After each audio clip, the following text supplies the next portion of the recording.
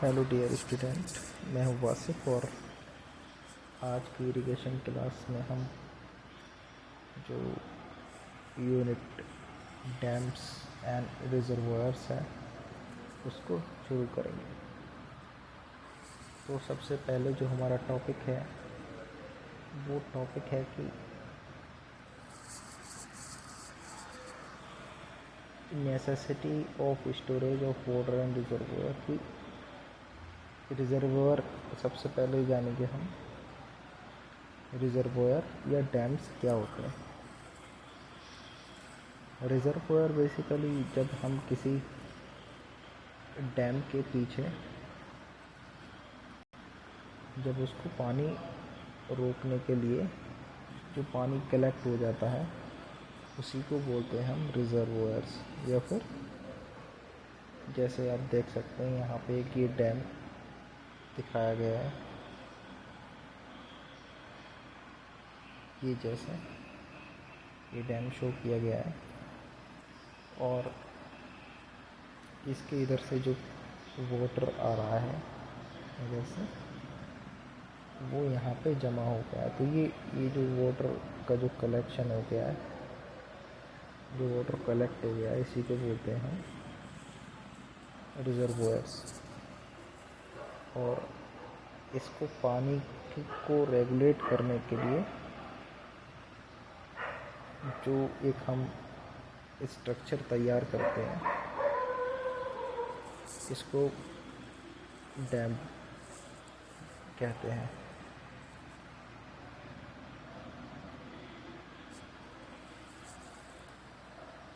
तो देखें, सबसे पहले बात होती है कि डैम की ज़रूरत क्यों रहती है। तो गाइस, डैम एक मल्टीपर्पज़ एक कंक्रीट स्ट्रक्चर है जो कि जो कंट्रीज़ की जो इकोनॉमीज़ होती है, मईशत जो होती है, उनमें बहुत ही वाइटल रोल प्ले करता है। वाइटल रोल वो इस तरह से प्ले करता है कि जो उसके पर्पजेज़ होते हैं डैम बनाने के, तो उससे कई पर्पज़ पूरे होते हैं और वो सीधे उस क्षेत्र की, उस एरिए की इकोनॉमी को, मईशत को इम्प्रूव करते हैं। जैसे कि अगर हम किसी नदी पे के फ्लो पे अगर डैम कंस्ट्रक्ट करते हैं तो एक तो हम क्या करेंगे, उसके पानी को रेगुलेट करने के लिए रेगुलेट कर सकते हैं।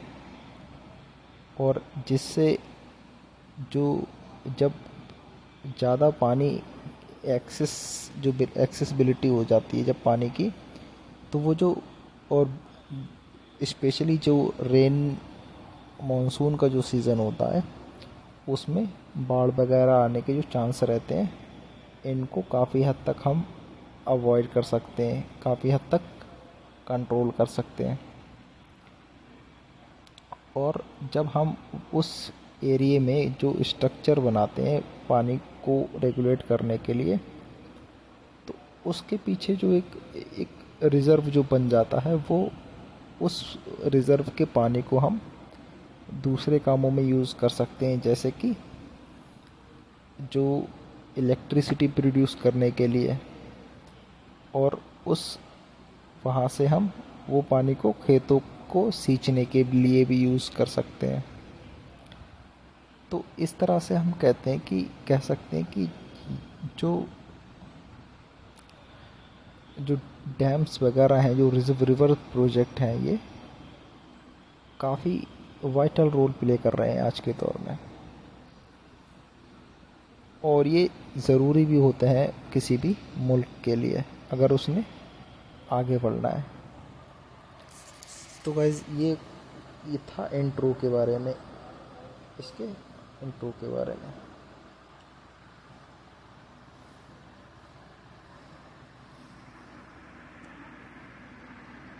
अगर हमसे कोई पूछे कि बांध या रिजर्वोयर के क्या क्या मकसद होते हैं, क्या क्या उद्देश्य होते हैं। तो क्या कह सकते हैं हम, एक तो वाटर स्टोर रह सकता है, इलेक्ट्रिसिटी प्रोड्यूस हो सकती है, और फ्लड कंट्रोल हो के लिए भी यूज़ करते हैं, और हम जो फिशिंग वगैरह है, जो मत्स्य पालन है, उसके लिए भी यूज़ कर सकते हैं। और एज ए हम वो एक जो टूरिज्म के तौर पे भी यूज़ किया जा सकता है, झील वगैरह। तो ये पर्पज़ थे कि क्या क्या पर्पज़ होता है उसका।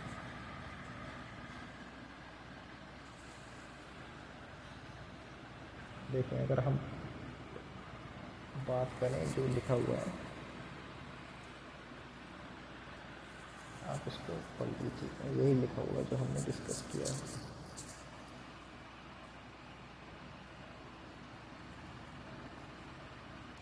अब कुछ गैस जो रिजर्वोयर्स हैं उस, और रिजर्वोयर और जो डैम्स हैं उनसे रिलेटेड कुछ टर्मिनोलॉजी हैं, उनको हम देखते हैं क्या है। पहला है storage capacity. Storage capacity English में, हिंदी में जलाशय की क्षमता। इसको देखते हैं क्या चीज़ होती है। जलाशय में एकत्रित पानी को 10 लाख घन मीटर मिलियन क्यूबिक मीटर की इकाई तथा हेक्टेयर मीटर में प्रदर्शित किया जाता है।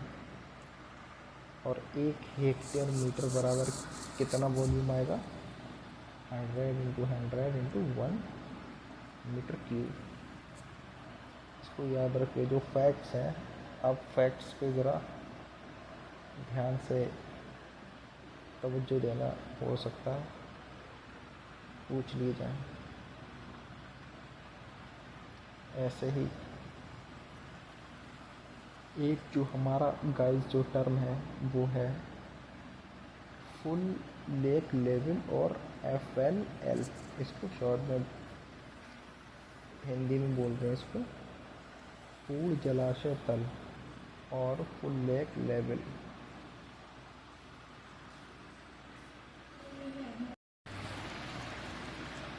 तो देखें क्या चीज़ होती है।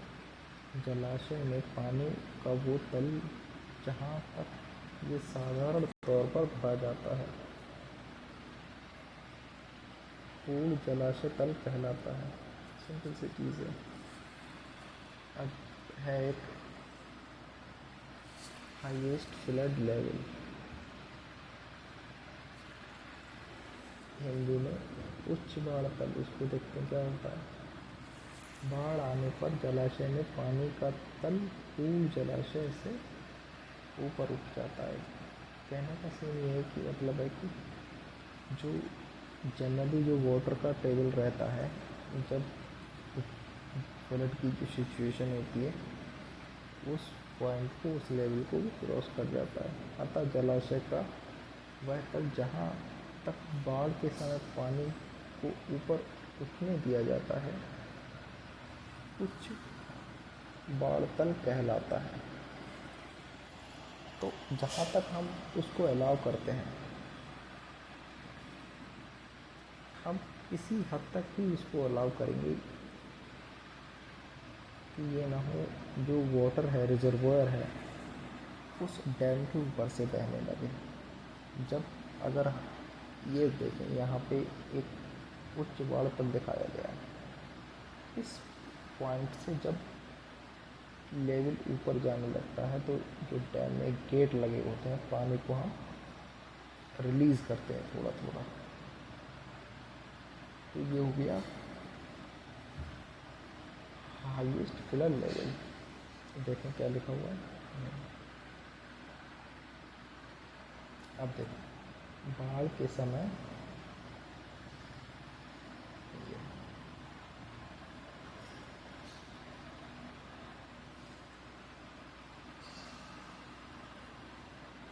बाढ़ के समय जलाशय में पानी के प्रवेश की कोई सीमा नहीं होती और ना ही इस पर कोई रोक लग सकती है।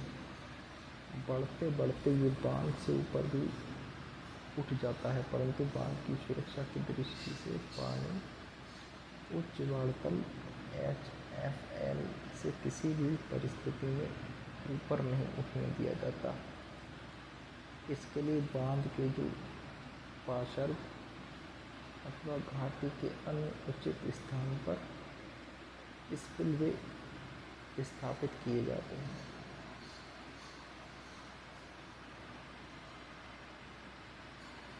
जहाँ से पूर्ण जल तल से ऊपर उठते ही अतिरिक्त पानी बाहर निकाल दिया जाता है।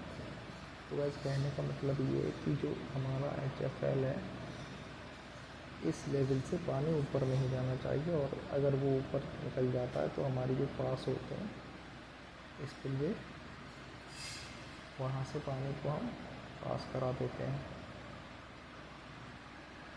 स्पिलवे को बांध का सुरक्षा वाल्व भी कहते हैं। ये जो गाइस एक जो टर्म है, ये काफ़ी इम्पोर्टेंट है, इसको याद रखिएगा। इस जो हो सकता है आपसे कि बांध का सुरक्षा वाल्व, सेफ्टी वाल्व किसे कहा जाता है, तो स्पिलवे को कहा जाता है। अब जो नेक्स्ट टर्म है वो है फ्रीबोर्ड, मुक्तांतर। ये क्या होता है?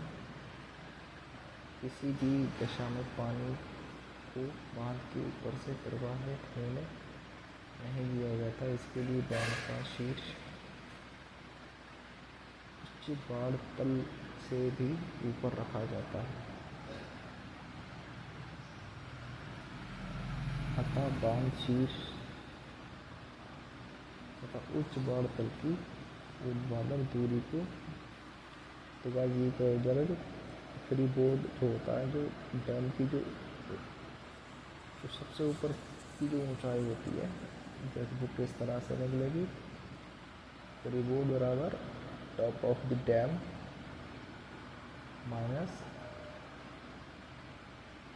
Highest filler level. अब देखें कितना लिखा हुआ है ये, जलाशयों में ऊंची उठने वाली नहरों, तैरते हुए हिमखंडों व अन्य पदार्थों व अचानक आने वाली बाढ़ को दृष्टि में रखकर बांध का जो फ्रीबोर्ड है निर्धारित किया जाता है। सामान्यतः मुक्तांतर के 1.5 मीटर 1.25 मीटर से 2 मीटर रखा जाता है। अब जो नेक्स्ट जो टर्म है वो है ग्रॉस स्टोरेज कैपेसिटी, FLL। पूर्ण जलाशय तल तक पानी की जितनी मात्रा जलाशय में एकत्रित की जा सकती है वो जलाशय की सकल संचय क्षमता कहलाती है।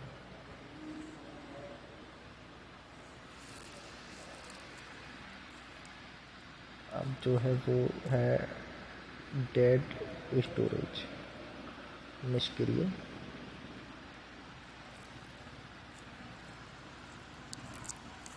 संचयन। जलाशय से पानी निकालने के लिए बांध की विभिन्न ऊंचाइयों पर सुलूस लगाए जाते हैं, जिससे नीचे का निकास सुलूस जलाशय की तली बेड से कुछ ऊपर रखा जाता है, ताकि अपवाह के साथ बहकर आने वाली सिल्ट, बोल्डर आदि के लिए तली पर। ये क्या चीज़ है, इसको हम देखेंगे। देखिए अब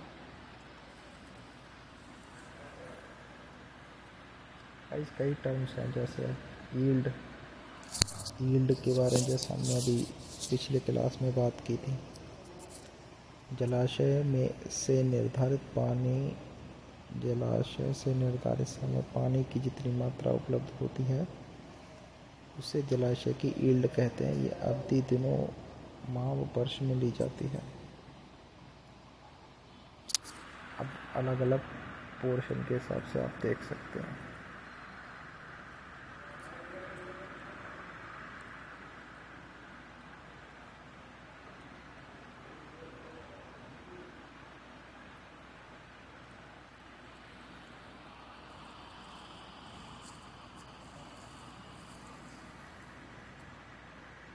देखो, ये हमारा है जो FLL ये वाला, और इसके ऊपर जो उच्च वाला लेवल, और ये जो बचेगा ये होता है फ्री बोर्ड, जो हमने किया था अभी डिस्कस।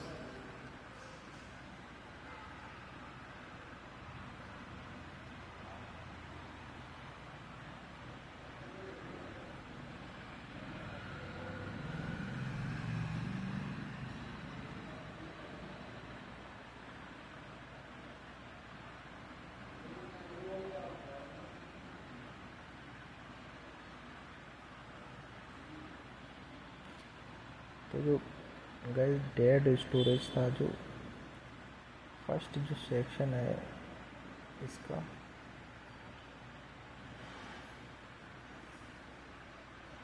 डैम का, उसमें जितना भी वाटर कंटेन है वो है डेड स्टोरेज। और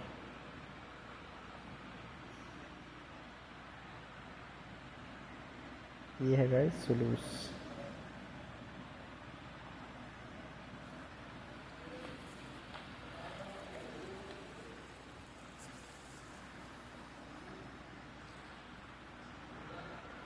देख लेते हैं सुलूस क्या है। बांध से पानी के निकास के लिए इसमें आर पार जो छिद्र किए जाते हैं उन्हें सुलूस कहते हैं।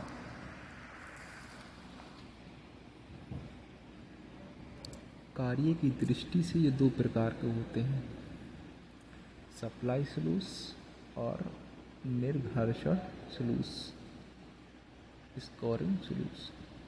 सुलूसों पर लोहे के फाटक लगाए जाते हैं जिनको यांत्रिक व्यवस्था से गिराया व उठाया जाता है।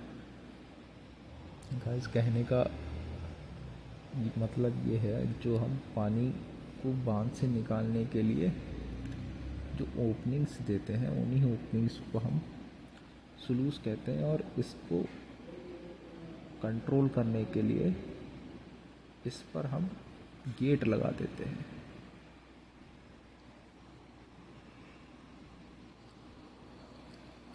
अब गाइस, अब जो नेक्स्ट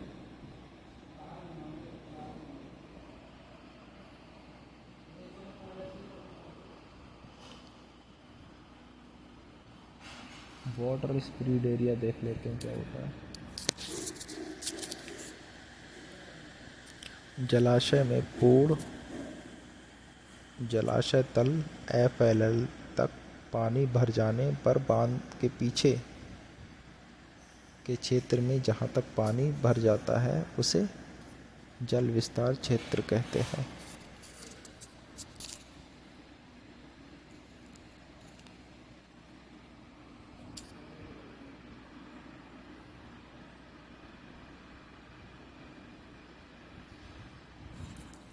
तो गाइस, एक था हमारा डेड स्टोरेज, अब एक है लाइव स्टोरेज, जिसे हिंदी में सक्रिय संचयन भी कहते हैं। पूर्ण जलाशय तल FLL से लेकर सबसे नीचे तक के सुलूस के बीच जो पानी होता है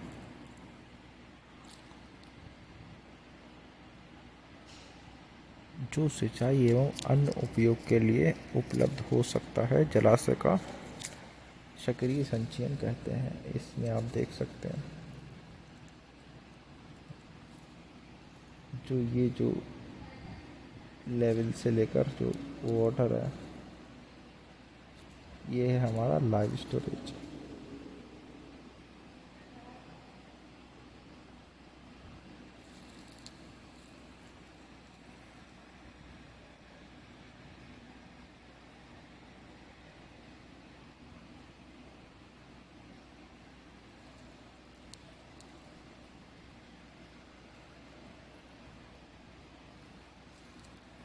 अब गाइस जो हमारा टॉपिक है वो है पर्पस ऑफ रिजर्वोयर्स।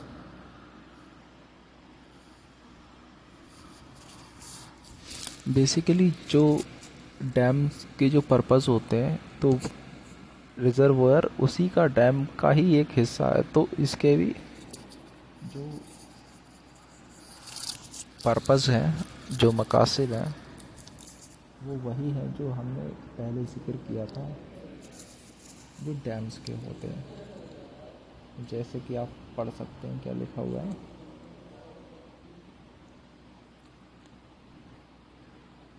सिंचाई के लिए, जल आपूर्ति के लिए,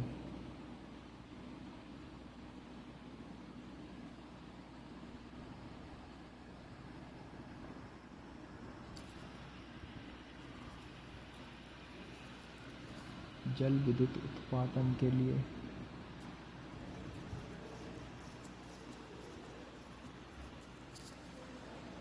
तो गाइस आप देख सकते हैं वही पर्पसेस हैं जो हमने डैम के पर्पस के किए थे। अब देखें, एक है उद्देश्य की दृष्टि से जलाशय निम्न वर्ग में रखे जाते हैं। अब देखें, दो तरह के इनके पर्पस हो सकते हैं अगर हम उसके बेस पे डिवाइड करें। तो एक होते हैं मल्टीपर्पज़ और एक होते हैं सिंगल पर्पस। जैसे कि सिंगल पर्पस में होता है कि हमें बाढ़ वगैरह को कंट्रोल करने के लिए सिंगल पर्पस रहेगा, या फिर इरिगेशन के लिए। और जो दूसरा है वो है मल्टीपर्पज़। मल्टीपर्पज़ में क्या गाइस क्या आएगा,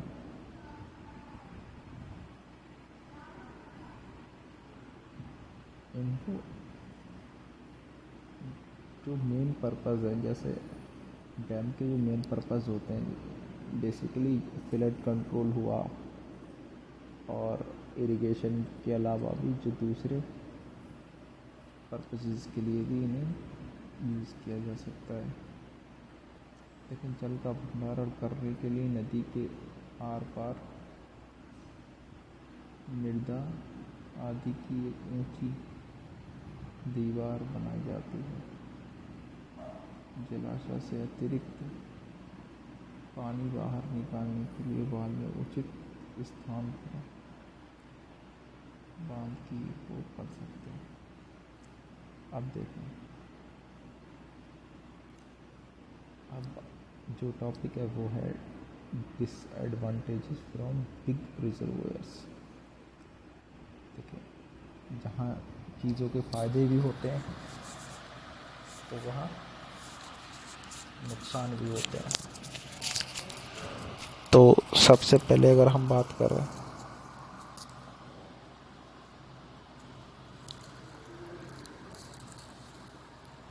जो डैम्स वगैरह के जो सबसे जो नुकसान होते हैं, तो वाइडली ये चीज़ देखी गई है, सबसे ज़्यादा इन्वामेंटल इफ़ेक्ट इसके बहुत ज़्यादा हानिकारक होते हैं। जैसे कि आपने पढ़ा होगा जो टिहरी बांध था, उससे जो जोशी जी थे, और उस बांध की वजह से कई लोगों ने उसकी मुखालिफत की थी। तो जो बांध बनाने में जो इन्वायरमेंटल, एक तो ट्रीज़ वगैरह का जो एक जो हैबिटेट होता है, इकोसिस्टम होता है, उसको हम पूरी तरह से ख़त्म कर दिया जाता है। और कभी कभी ऐसा भी होता है रिजर्वोयर या बाढ़ की वजह से जो अर्थक्वेक का भी ख़तरा रहता है। अर्थक्वेक का गाइस इस तरह से कि जैसे कि आप जानते हैं कि जो हमारा जो अर्थ है उसमें इतना हाई प्रेशर उसका रहता है जिसकी वजह से मटेरियल कई हज़ार टेम्परेचर डिग्री जिसकी वजह से जो मटेरियल होते हैं वो हमेशा लिक्विड फॉर्म में रहते हैं। और ये पानी जो डैम वगैरह का पानी लोड की वजह से ये जब रिस कर उस लेवल तक चला जाता है तो उसके नतीजे में वहाँ पे जो एक प्रेशर बिल्डअप होता है, जो पानी जाता है एक्चुअली वो भाप बन जाता है। सेम अगर आप इसको अगर प्रैक्टिकली मैं अगर आपको बताऊं तो जैसे कुकर होता है जो प्रेशर कुकर, उसमें इतना प्रेशर कहाँ से आता है, वो स्टीम के थ्रू जो जो पानी जो स्टीम की शक्ल इख्तियार कर लेता है तो उसमें इतना प्रेशर आता है कि वो जो उस ढक्कन को भी उठा सकता है। सेम ऐसे ही जब अर्थ के अंदर इतना जो स्टीम प्रेशर जनरेट हो जाता है तो अर्थ क्या होती है, फट जाती है। जहाँ से जो अर्थ की लेयर कमज़ोर होती हैं वो फट जाती हैं। इस तरह से अर्थक्वेक वगैरह आने का भी ख़तरा रहता है। और भी कई इसके गाइस ये काफ़ी इम्पोर्टेंट चीज़ थी।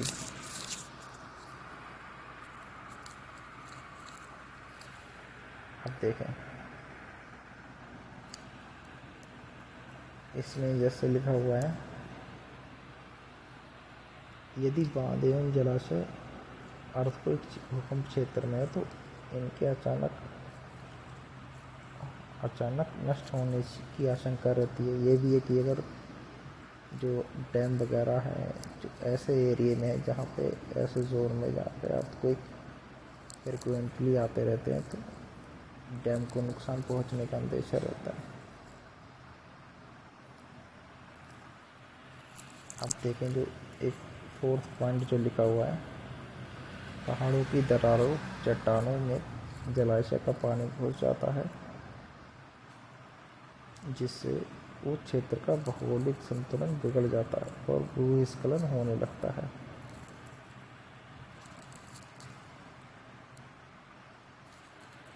तो गाइस ये एक दूसरा पॉइंट है, कृषि एग्रीकल्चर क्षेत्र का बहुत बड़ा भाग सदा के लिए पानी के अंदर चला जाता है। अब जो नेक्स्ट टॉपिक गाइस हमारा है वो है investigations for planning and reservoirs and dam. कहने का मतलब यह है कि जब हम किसी भी एरिया में किसी भी जगह पर जब डैम हमें कंस्ट्रक्ट करना होता है तो कौन कौन से पहलू होते हैं, कौन कौन सी बुनियादी चीज़ें जिनके बारे में हमें पता रहना चाहिए और जिनको ध्यान में रखते हुए हम डैम को कंस्ट्रक्ट करते हैं। जैसे कि अगर मैं जनरली आपसे बात करूं तो सबसे मेन जो पॉइंट है वो होगा कि उस क्षेत्र में उस एरिया में डैम या रिजर्वोयर जब हम बनाने जा रहे हैं उसकी किस नीड ऑफ लेवल क्या है, कितना ज़रूरी है वहाँ पर बनाना।